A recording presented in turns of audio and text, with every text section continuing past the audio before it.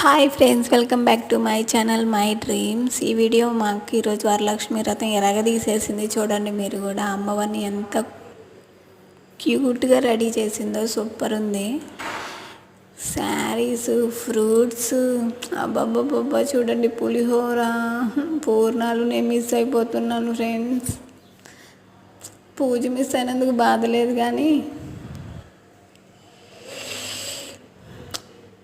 Sweets miss అవుతున్నందుకు బాధపడుతున్నా.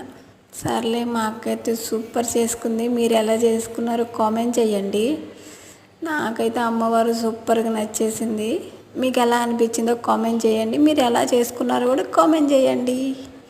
Bye friends.